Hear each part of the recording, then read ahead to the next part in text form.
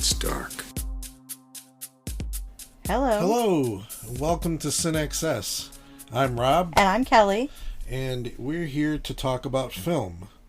And we figured the best way to do that is probably to come up with a theme. Mm-hmm. So that each episode has a little bit of a theme going on. Because what says theme more than a theme?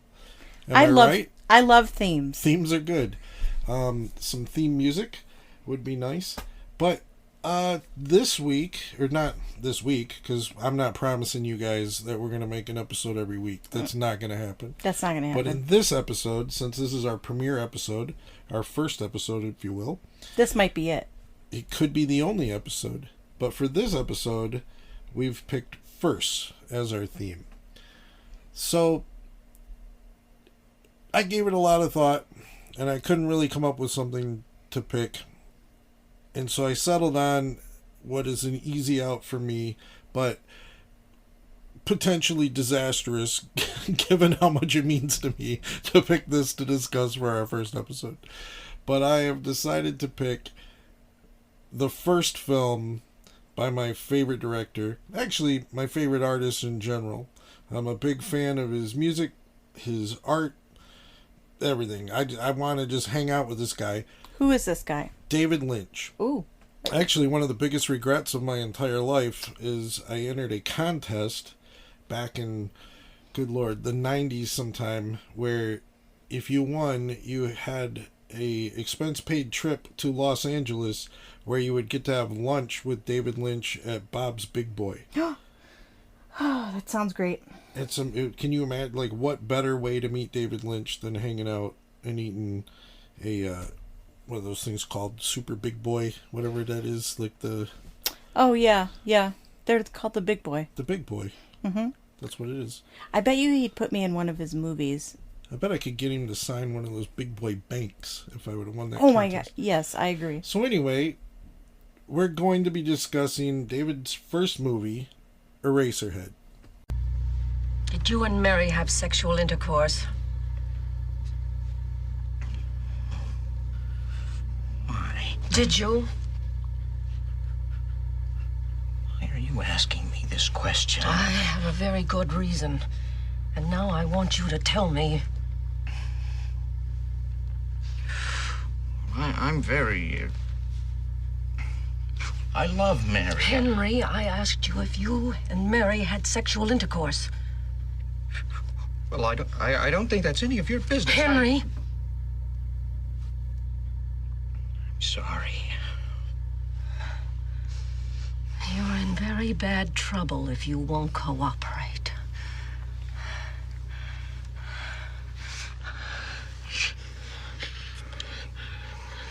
Well, Mary? The first time I saw Eraserhead was just perfect. Like, I went and stayed with my sister at the University of Colorado, and we went to see films, and they played a double feature of Psycho and Eraserhead. So I watched Alfred Hitchcock's Psycho first. Was that the first time you saw that? That was the very first time I saw it. I was probably 15 or something. I don't know. Okay. But, yeah, going from Hitchcock to Lynch, like, it was amazing. And to me, I don't know, I was a messed up kid, so the transition was seamless. It just went from this to this. And I remember... if I remember right, my sister actually apologized for Eraserhead afterwards, and I was like, that was amazing. Like, I super fell in love with that movie. I loved the atmosphere, the sound, the camera. Was that your first everything. Artistic type movie that was kind of not just laid out and explained for you? You know, it probably was. Like, I don't even think I had a concept of an art film at that time. And I was a weird kid. I listened to a lot of classical music, and I watched adult film, like, not porn, which that was much later in my life. Right. But I watched adult stuff. Like, I remember this might, I don't know if this is before or after, but I remember going to see like Kramer versus Kramer at the theater, and Yeah. you know, Myself being an only child, I watched a lot of that adult stuff too. yeah. But so Eraserhead, just I don't know, even to this day, I think it's one of the most successful films that, as far as world building, like he creates an entire reality that every piece fits everything, everything from the shots, the camera movement, which it's funny because when we rewatched it recently, and actually a little plug, we watched the Criterion Collection Blu-ray, which was really, really just the most perfect version of Eraserhead I've ever seen. Like it looks so crisp and amazing. It was nice. But and the extras are really cool too. We can talk about those later. But something that I noticed on this time, watching it up on the big screen, was mentally my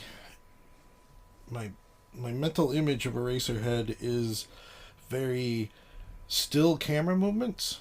Like a lot of it feels like the scenes where Henry's walking and steps in the mud puddle, that kind of stuff. Like it's long shots, one shot camera. Like it feels very old filmmaking. And I realized, and actually, you know what? Like, let's just talk about that. So, Eraserhead has two cinematographers. The original first one, which probably shot those scenes, was Herbert Cardwell, who he I don't know if I know he died young, like at 35. I don't know if he died and then had to be replaced, or if he left due to illness. He left because he couldn't afford to be there anymore because they weren't getting paid. Yeah, no. And then he died quite a bit after this, but he was replaced because he couldn't afford to not make any money anymore. And he was replaced with Frederick Elms, who ended up being a longtime collaborator of Lynch. He actually had worked with Lynch on Lynch's first, one of his student films. I can't remember if it's his first, but The Amputee, like Fred Elms shot. And then later he'd go on to film Blue Velvet, Wild at Heart. He also actually was cinematographer of one of my other favorite movies, River's Edge. And he ended up working a lot with Jim Jarmusch. He did like Coffee and Cigarettes, Broken Flowers, and actually Did he just Jarmusch's new film, The Dead Don't Die, is shot by him. But when the thing that I picked up this time is those camera movements. Like, they're subtle, but they're so fluid and they're just perfect. That really stood out to me on this watching. But like in the sound design is just unbelievable. And to me, like, I don't know if anybody's interested, but I have misophonia, which is a hypersensitivity to sounds. And one thing about Eraserhead, the sound of chewing and that kind of stuff can send me into like it triggers my fight or flight, and I just want to get the hell out of there, and I get angry. And Eraserhead is so full of abrasive sounds, from the constant factory stuff to the doors squeaking, the puppies feeding, the buzzers, the baby mewling, and it's weird, like none of it ever triggers that. It's all comforting in this weird way. I don't really know exactly how to explain that. Well, I think that matched with the music in it is like its own dialogue, and so it's kind of like it meshes with everything. It blends. It's like it's got its own dialogue. It absolutely does. It and that all leads to the world building. The sound design was done by David Lynch and Alan Spelt, I think is how you pronounce his name. But interestingly enough, like, Spelt had worked with Lynch on The Godmother or the grandmother, and went on to do The Elephant Man, Dune, Blue Velvet. He actually did Dead Poets Society. Oh, and I love that Weekend movie. at Bernie's, believe it or not. And, That's a jump from one to the other. and he actually won the Academy Award for his work in sound editing for The Black Stallion. And it was actually pretty funny because when he won, he didn't show up. And Johnny Carson was the host, and Johnny said something like, first George C. Scott doesn't show, then Marlon Brando, and now Alan Splett. So it was actually kind of funny. Yeah, that Split. He's always like one to really show what he feels about the issues, huh? That's true. But their work is just like the combination between, because you had Fred Elm setting up the lights, and like everything was meticulous because the production was struggling so much that they didn't have film. Like a lot of times they were using leftover film from other productions, so you would get like, I don't know, like a 3 minutes worth of film or 30 seconds worth of film, and so you had to make every shot precise. And the film took 5 years or more to make. And interestingly enough, too, what's his name? Is it Jack Fisk, who plays the man in the planet? He was dating at the time Sissy Spacek, and then later they got married. And he and Sissy Spacek kept the production afloat. Like they paid a lot of money, but so everything is super precise, and there's shots in this where, like, Jack Nance, who we definitely should talk about, he will walk into a room, close a door, and then when he opens the door again, like a year and a half have passed. So that's pretty amazing. In real life, not the movie, in right? real life. Who knows? Maybe in the movie. You Yeah, never know. really. But yeah, the film stars, or it's Jack Fisk. I don't know if I did get his name right. Yeah, Yep. Jack Fisk. And Jack Nance. You were talking about both. Jack Nance. But Plays Henry. Yeah, so it's the film stars Jack Nance, who I believe he went by John Nance in Eraserhead. But Jack Nance, he ended up being, he was actually married to Catherine Collison, who went on to be the log lady, who was Lynch's assistant in this movie. And so she was hired first, and then Lynch met her husband and was just like, bang, bingo, that's him. And he ended up until his death, he was in every Lynch movie except for Elephant Man, I believe. And I actually saw an interview before with Lynch where he talked about Jack was going to play John Merrick, but the film, getting ahead of myself here a little bit, because Mel Brooks saw Eraserhead and just fell in love with it, and so he was the producer. He owned the rights to the play. Oh, he did? The Elephant I Man. didn't know that. And because of this, he ended up hiring Lynch, but production went to England, and so Jack couldn't make it, and so John Hurt took over the role took the role of John Merrick. Yeah, I'd like to know why he couldn't make it. It seemed like there was like a little bit of a maybe like a little bit of a scandal of why he couldn't make it over there, because I know when Lynch and the others were talking about it, they kind of like smirked at each other and was like, and Jack couldn't make it. So I wonder what was going on there. Yeah. I don't know. I wonder about that. I actually when I saw the interviews with Lynch and they talked about that on the extras on the Blu-ray, that was the first time I'd heard that he was gonna play John Merrick. But I don't know. I'll have to find that out. That'd be interesting.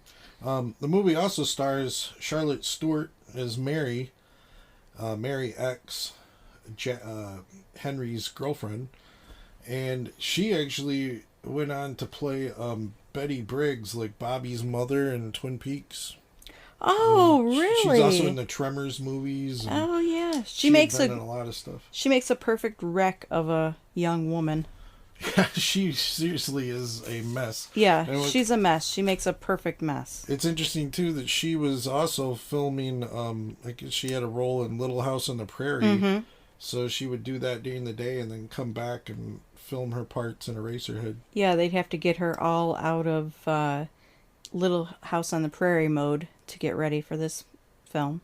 And her parents, her father actually has minor roles in Raging Bull. Oh, wow. And in Marathon Man.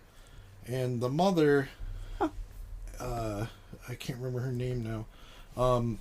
But she ended up playing at the very beginning of Mulholland Drive when Naomi Watts ends up in California and she sees like the little old couple. Yeah. Who later like kind of appear like miniature laughing people.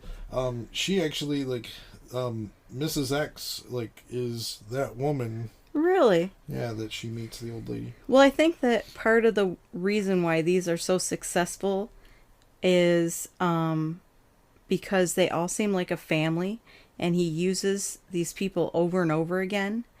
And that's also how these things get made, because I know that when they were running out of money and running out of film, he kept saying, I'm just going to do stop motion animation or whatever. Yeah, he almost did that. But the people that were part of this film, who, what did they say? They were only getting paid $12.50 a week or something? I think that they started out making nothing, right? $24 a week, and then when Lynch was talking about just making a model of Henry and just animating it, they went down to $12, which like a week. Yeah, a week, which people threw in and paid for the food and stuff like that. Right, they would bring food, and they would bring sometimes on the way from their day jobs, they would stop and get film.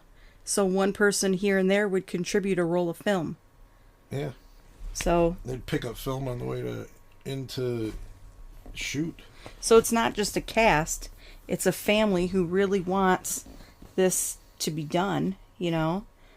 It's kind of like a loyalty thing.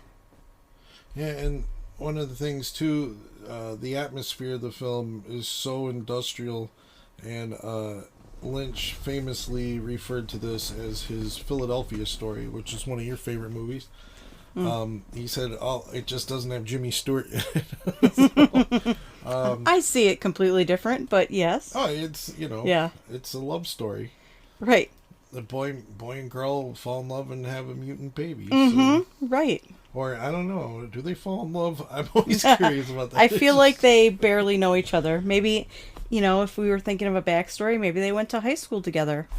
They're both two pretty young God, I don't even know if there is a school. Because that's the thing, like, the movie, one of the things I'm always fascinated by is, like, sometimes I feel like no one exists in this world other than the people you see. Yeah. When he walks down the street, you don't hear a car, you don't see a person. That's true. There's nothing. It's just the sound of factory. There's nothing. But someone has to be running the factory, but it's like, I don't know. So, I never know whether the movie is supposed to take place in this world, whether the movie is entirely just fantasy.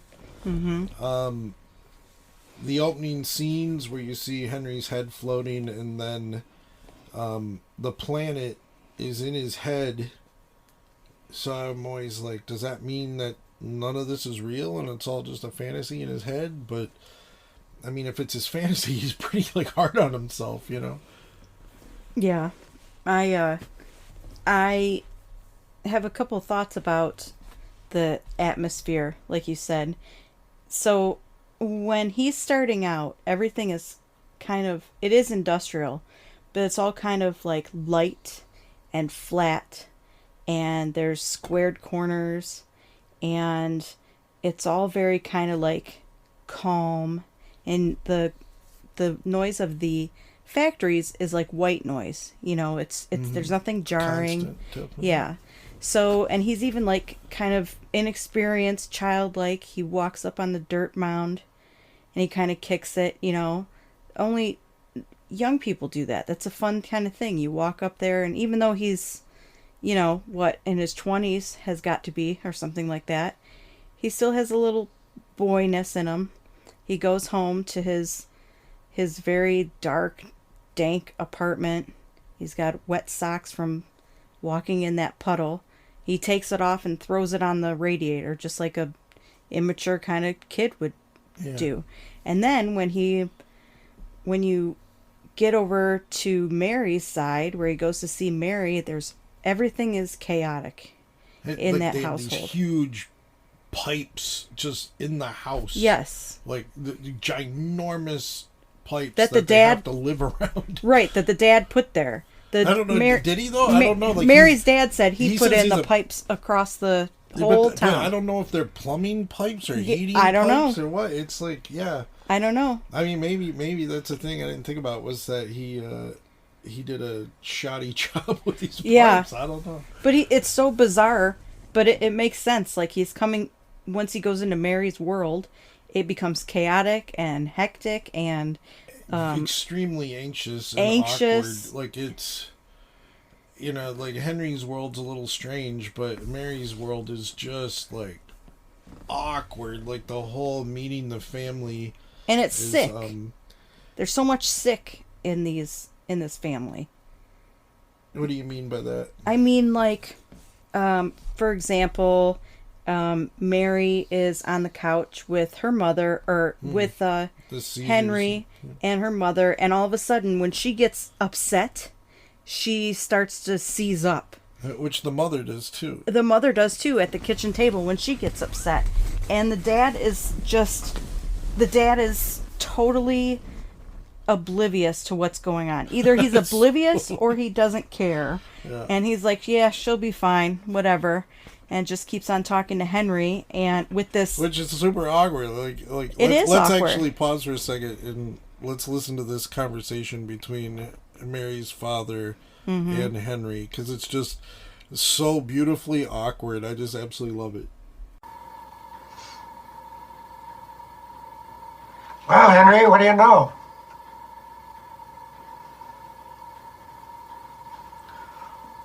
Oh, I don't know much of anything.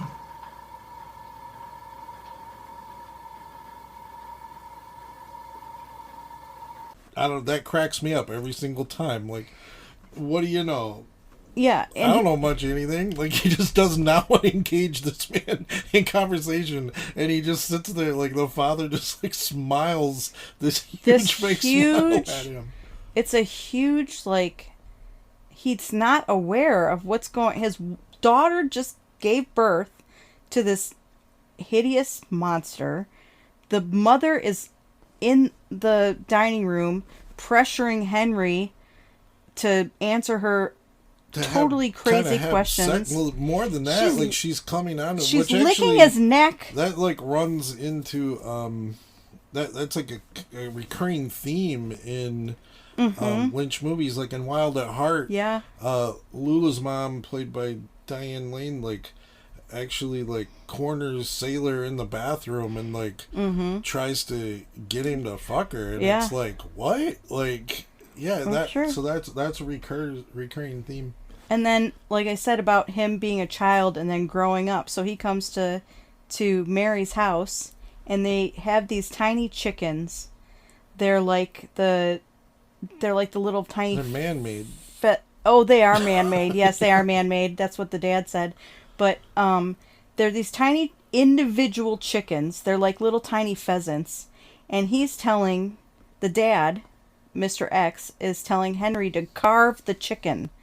And these things are the size of your fist.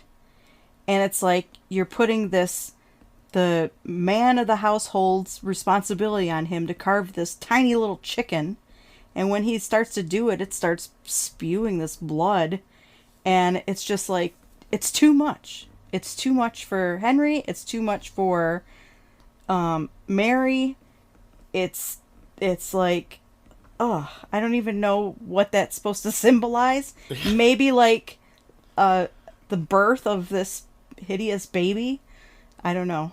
Yeah, I'm not sure either. And that's one of the beautiful things about Lynch's work is, and he was the first artist that ever did this in my world. I mean, obviously there were people before him who did this, but in my world, he was the first person where I realized that not everything has to make sense. Not everything, like, it's okay for things just to be dreamlike. And your interpretation of it's going to be completely different than mine, and that's okay, you know. Like plots are great, but not necessary for art. I think it's interesting that I mean, I think one of the obvious themes in this film is being afraid of growing up, being afraid of change, becoming a parent.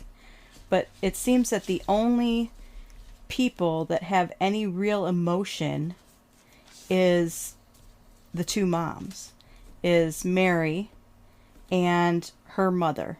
They're the only two that show real emotions. Henry does, though. I mean, he a definitely, little bit. When the family first moves in together, when they're forced into this marriage, which, you know, they don't show, but it must happen because the mother says once you get married you can pick up the baby, right?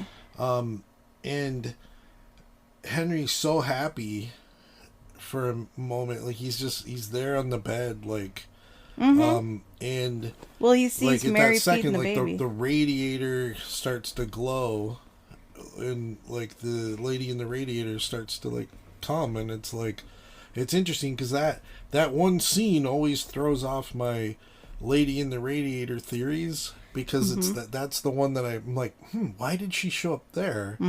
But well, explain what the lady in the radiator is. oh boy, to me, I don't know, she's sort of like a masturbation fantasy, and she shows up in like, you know, before she sings a song, she just does this weird little dance the first time you see her, and these sperm like creatures are just falling from the sky, just like he's just coming all over her, basically.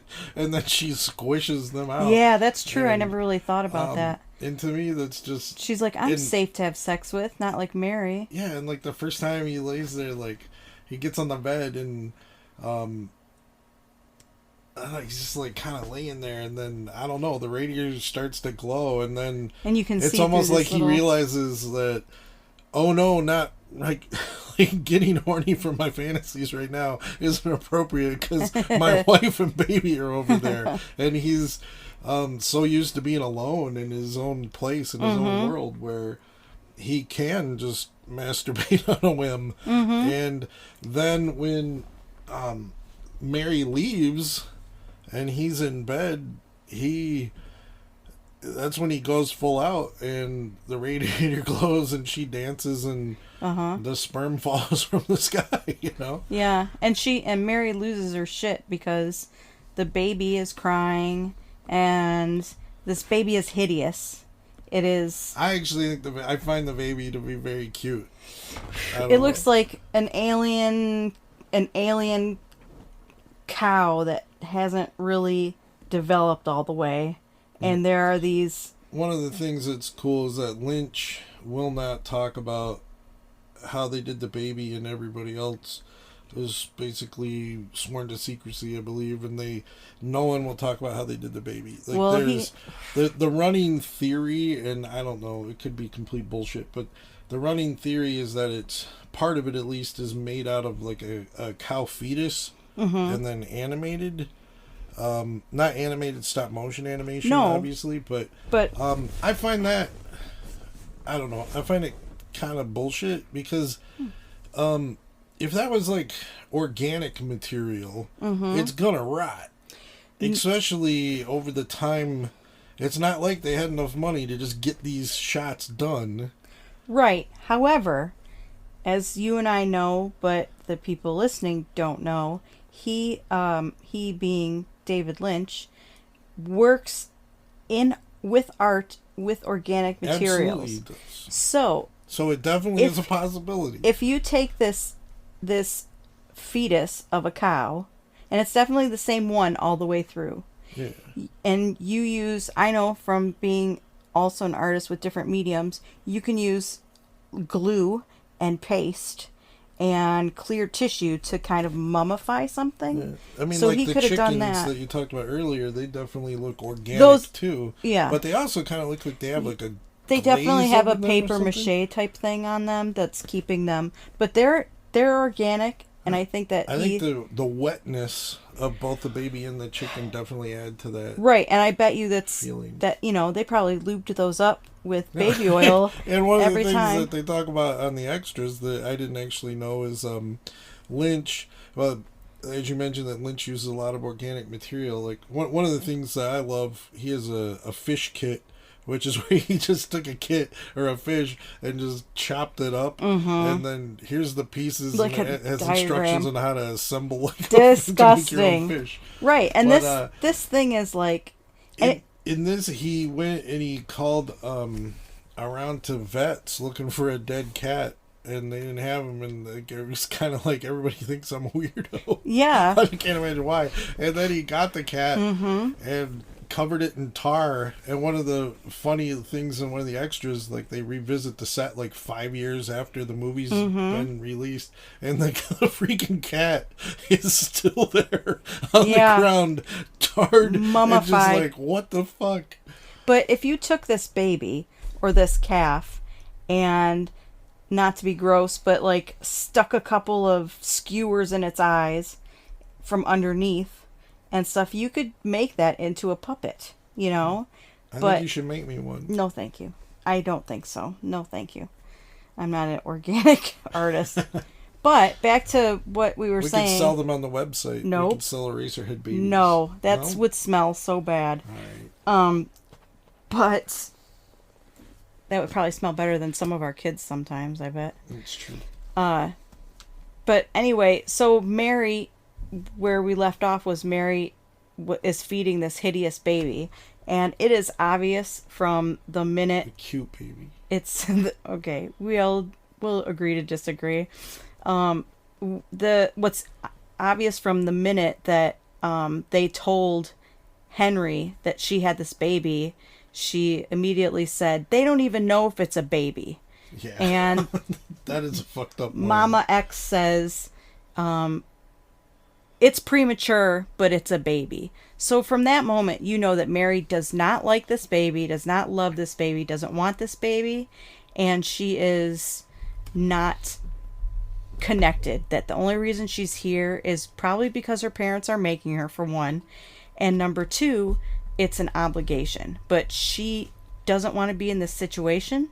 She doesn't want to be married. She doesn't want to be in this shitty little apartment with this bricked up window and this hideous baby and this guy who jerks off Yeah, to and actually, somebody in the radiator. I don't think that the window's bricked off. I think No, it's just facing a brick wall. Window, like the most unnecessary window. Like I was thinking about that, and like I've been lucky enough not to live in major city like that. I have lived But in a house that I was like, why faced is a this brick window wall. here? And then I was like, well, maybe the building was built later. It and they is, left yeah. the window just to let some light in, but it's the most unnecessary right.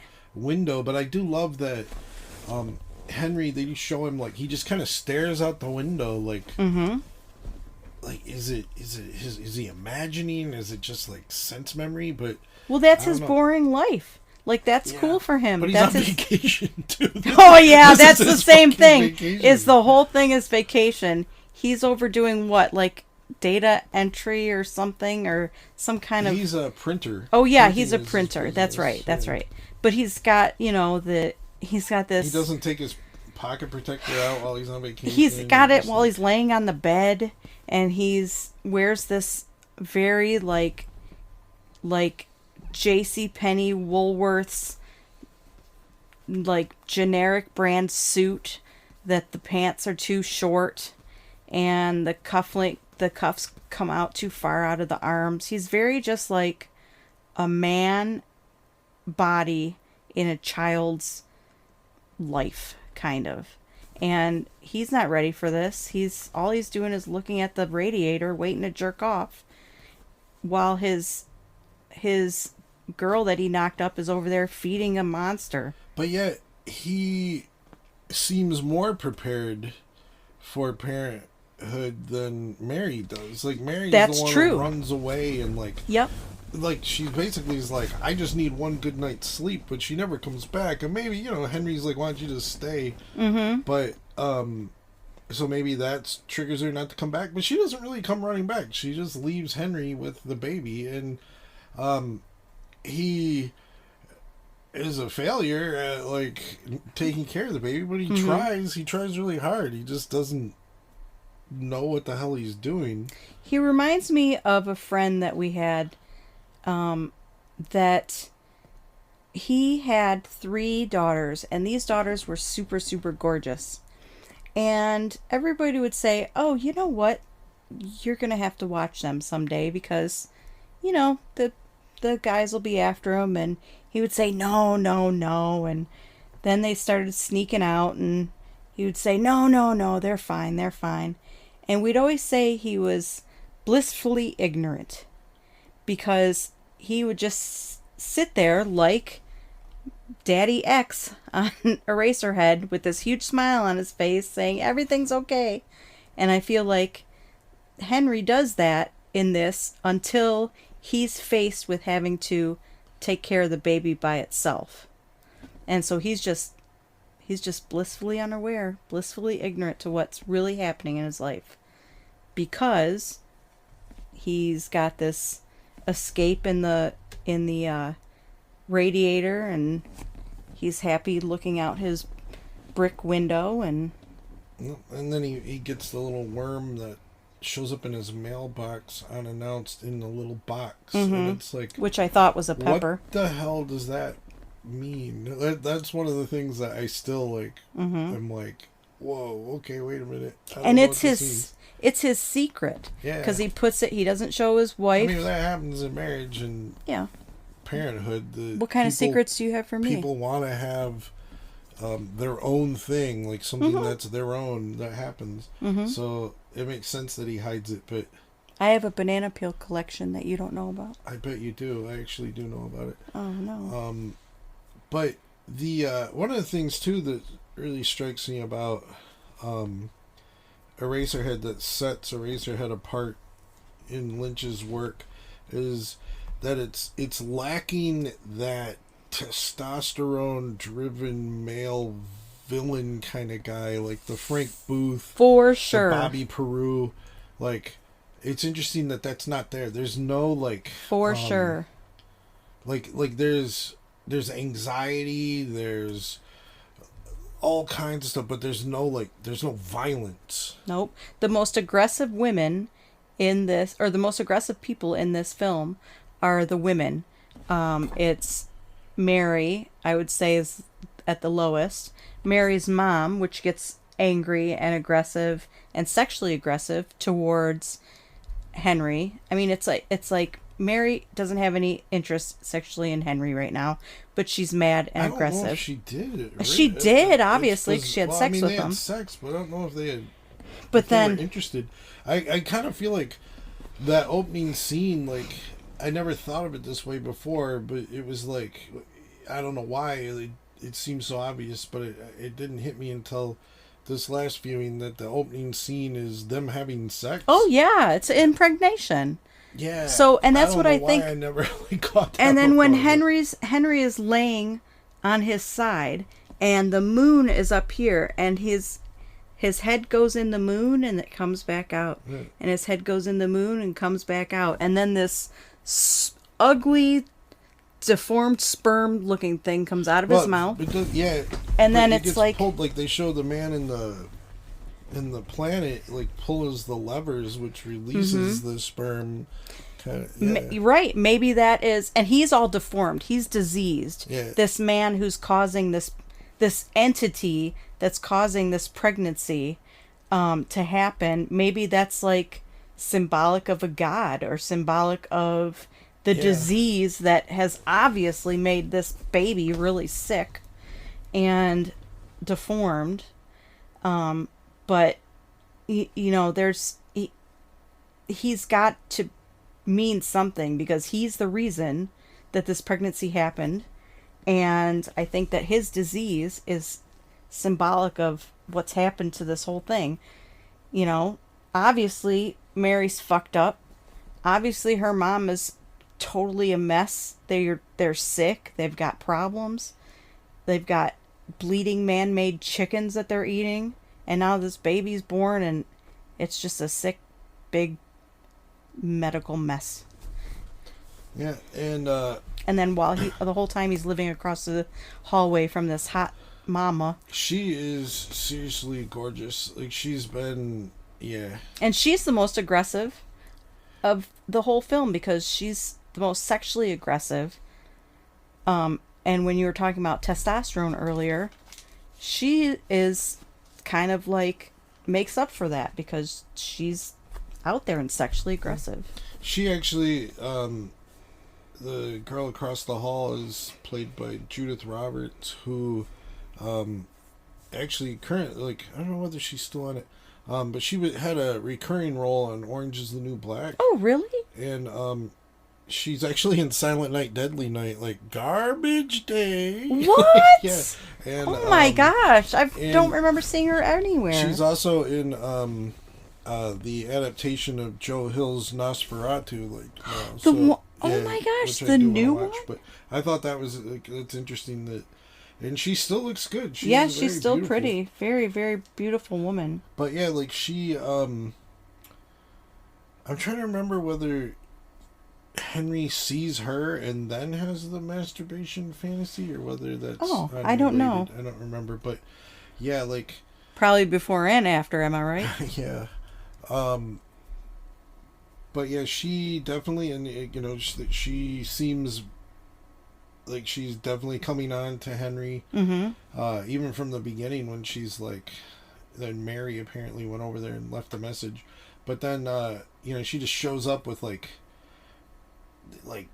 don't know, it's sleazy looking salesman bald dude. Mm-hmm. When he has to turn her down because he's taking care of the baby. He's missed his opportunity. Yeah. Yep. But he and then he's like, fuck this baby. Well, so it's so weird how the film, I don't know if you want to talk about any of the stuff that happens. I'm assuming this movie's from 1977, 76. So I think that we're safe to spoil, but it's when the baby gets sick, and then I don't know what Henry's thinking, but when he cuts the bandages open, which the baby's swaddled in, yeah, and actually never get changed, which Ugh. that struck me too. It's wow. But yeah, the baby just falls apart and then dies. Mm-hmm. And that's when everything kind of goes super south for Henry, and his head comes off, and then it's found by a boy. Henry's head comes off. It was jackpot! I got a human head. Yeah. That I'm gonna go take to the eraser factory, the pencil factory. I think his dad works there, or somebody works there. You think so? I always felt like he takes the head there hoping to get paid. He's hell yeah, I'm gonna get some money. I think he took it there to show somebody. I can't imagine. I feel like he's selling wares. Maybe I'm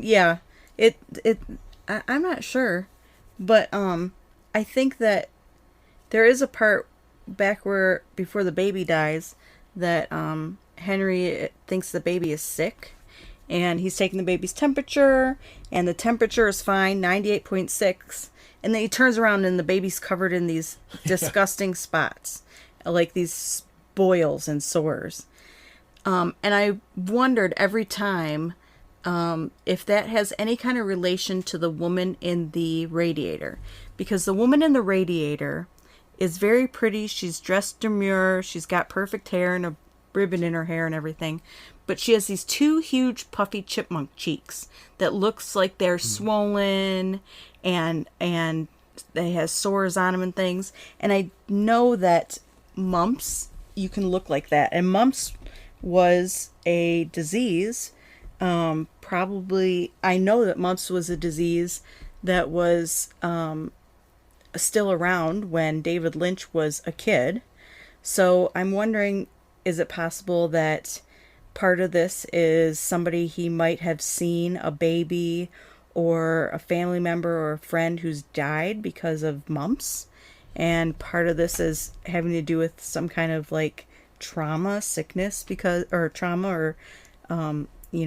kind of problem from seeing that happen. Yeah, I don't know. It's one of the things that I like is that Lynch won't really talk about the meaning of his films, and especially Eraserhead. Like, he's just like, he'll just give vague responses and we'll never to things, know. so, And he said he wants you to interpret it. What does it mean to you? That's more important than what did it mean to him. It means to me that birth control is very important. Birth control. But when the head ends up in the pencil factory, this is kind of interesting that the pencil machine operator, he actually is an actor, and he played he's in the Bill and Ted movies. He plays like Keanu Reeves' stepdad. I think. Really? That's weird. Yeah, isn't that weird that he goes from Eraserhead to that? But and I know that it sounds like we're jumping around a lot, but that's what this movie is. There's no rhyme or reason, I don't think. And it's just like, 1 minute this guy is taking care of this hideous baby, the next minute his head is in an eraser factory. And it's like, what the hell? I wish I had an eraser made of human heads. That'd be good. We could sell those at the store too. We can shrink heads and make them as like eraser tops. Yeah, but the film, it's interesting. Like, when it was released or when it was finished, it really didn't take off at all for a little while, and then it started getting midnight shows. It's one of the big midnight movies, along with Rocky Horror and El Topo and all that. But no, it was like it kind of became like a cult hit, but also like a filmmaker's film. Like the like John Waters like fell in love with it and really helped push it and onto other theaters, and they used to play like Eraserhead and Pink Flamingos together. Stanley Kubrick is another one who fell in love with it. He actually played it for the cast of The Shining. Oh, when he was making The Shining, he was like wanted them to get in the mood. And I mentioned before how Mel Brooks saw it and fell in love with it and wanted to work with Lynch based on it. Obviously, Sissy Spacek, you said, right? Yeah, well, Sissy Spacek, and Terrence Malick actually too was and who's Terrence Malick? He's another director. He did Badlands with with Sissy Spacek and Martin Sheen, which is a great movie. And Tree of Life.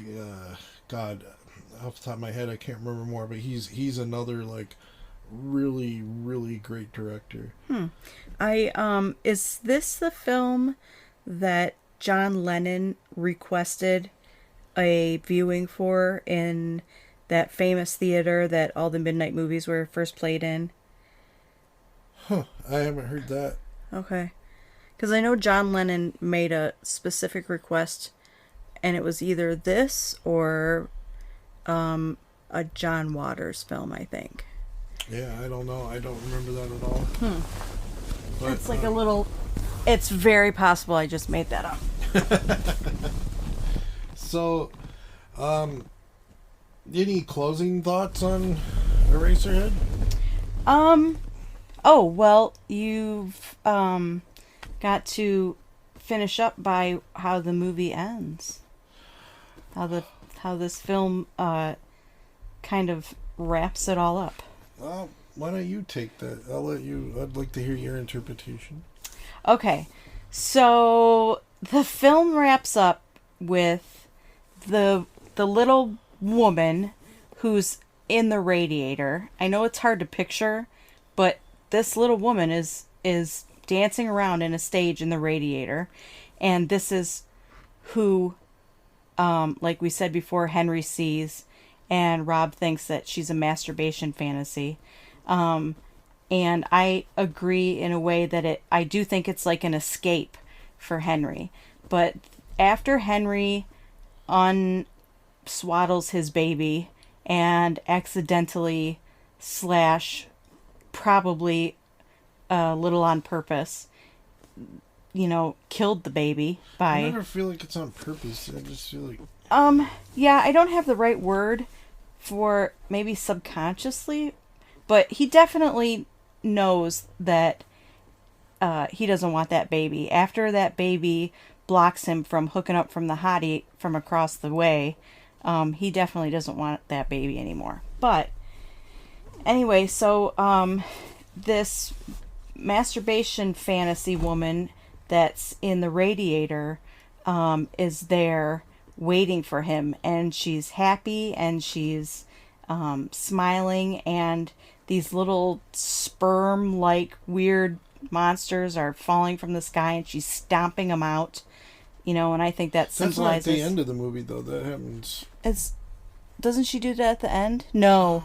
I don't think she does that at the end. Oh, okay. So then, but she is in the end, right? When she embraces him? Yeah, that's the last scene is I'm trying when... to remember if... was that her, or was that the woman across the hall? No, it was her. It was her, okay. Mm-hmm. Yep, it's kind of turns... He's with her when they, sink into the pool. That's the woman in the radiator. Yeah. Sink into the pool. Yeah, they descend into, this pool. Oh, yeah. Yep. That's the blonde in the radiator with what I think is the mumps. Yeah, but the head, actually, the baby comes back, too, is a giant head.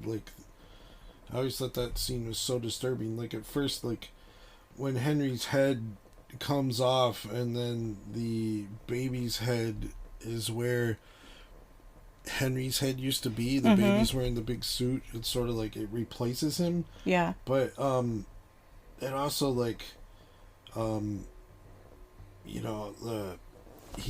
there's a giant, I don't know what you call them, the dead trees. It's a sculpture with a dead tree in it. Yes, which is, that's also, another thing that surprised me. It's yeah. a recurring theme. Which is also something that, for anybody who's watched season 3 of Twin Peaks, I thought this was interesting. I never noticed before that Henry has a picture of the atomic bomb on his wall, which is something that is featured heavily in one of the most amazing things I've ever seen on TV, that episode of Twin Peaks that revolves around that. Mm-hmm. But I don't quite get what the idea behind all the dirt and the moss that's in Henry's apartment. I have no basis on what that is. But here's another interesting scene is when Henry's in bed with his wife. She's obviously come back, and she's sweating, and she's sick, and looks like she's dreaming, and she's gnashing her teeth, and he keeps pulling out from underneath the covers these long, slimy worm things that are like the sperm things that the radiator lady keeps stomping out. And what do you think that is? I don't know. It's almost like he's trying much too late to pull his sperm back from her. I don't know. Yeah. And then I'm also well, wait a minute. Did they even have a baby, or these things just come out of her? Huh. I don't know. It's always been something that really... He did seem surprised when she was pregnant, because he said it hasn't even been long enough. Remember? Yeah. Yeah. But after the ending, when Henry cuts through the swaddling and then it's cool, like that Lynchian, like the Lynchian thing happens where like the lights flicker and go crazy, which usually with Lynch is like a sign that one of those otherworldly people are traveling or coming. Right. But I don't know whether it had manifested itself in Eraserhead at that point.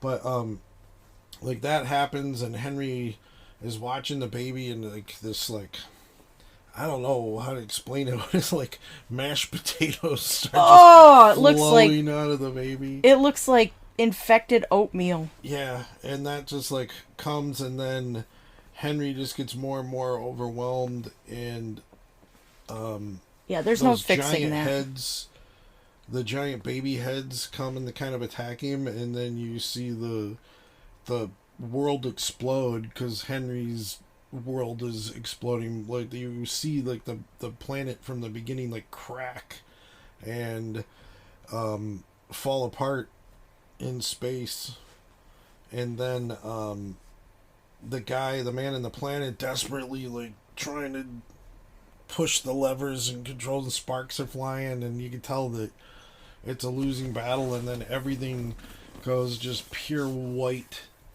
And that's when he does, like, he is the, now that I remember, it's the lady in the radiator embraces Henry. Mm-hmm. I was thinking of something else. Isn't there is a fantasy scene with the beautiful girl across the street where they both, Henry is with her and they go into a pool and sink.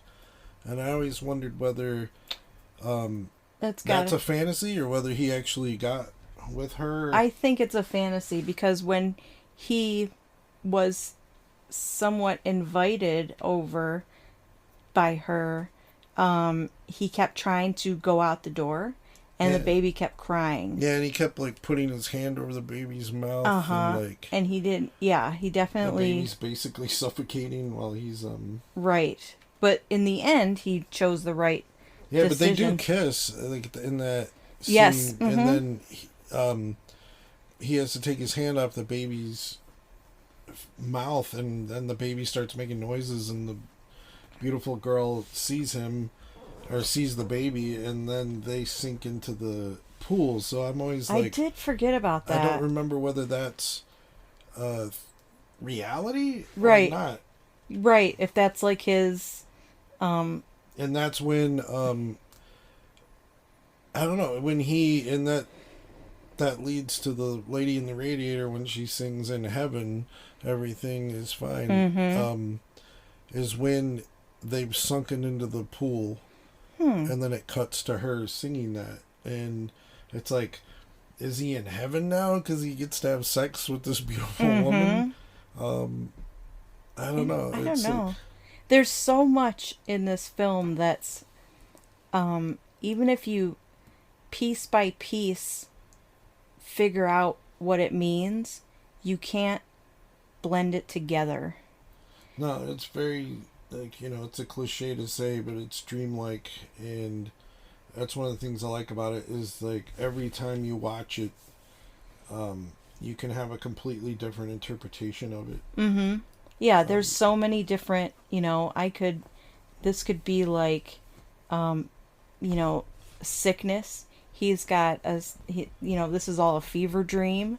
It could be the fear of parenthood. It can be that sex can be dangerous. Look at and not only physically dangerous but emotionally dangerous. It can have a whole effect on your life. Basically, it can boil down to kids can really ruin your fucking vacation. That's true. And with that, I think that we should move on to the next topic at hand, but I encourage people strongly to, if you haven't, watch Eraserhead. It definitely is. It's a great date night movie. It is. It's not for kids. It's for kids of all ages. Come on. It's a good date night movie, but as long as you're dating the right person. I think everybody should see this movie. Like I would. I do too. But if my grandma was still alive, I would play this movie for her. And do you think you would? Sure. Really? Yeah, it's a good movie for everybody. Do you think your grandma would appreciate this movie? No. I feel like she wouldn't. I feel like, and I also feel like that if I wasn't so weird and didn't have barely any parental supervision growing up, that I would think this was weird on a date. Now, I think it's great, but I don't know. Okay, fine. You could take your kids, but I disagree with the grandma. All right. Well, Don't take your grandmas. All right. Take your kids and leave Granny at home in the kitchen, tossing salad and smoking cigarettes. Yes, that sounds good.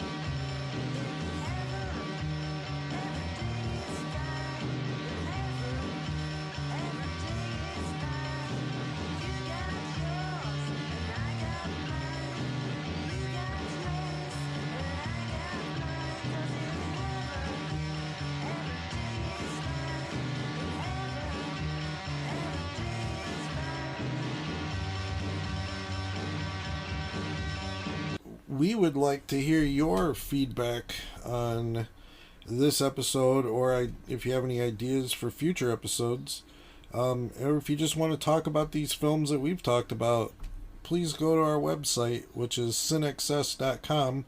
That's CINEXCESS.com, Cinexcess.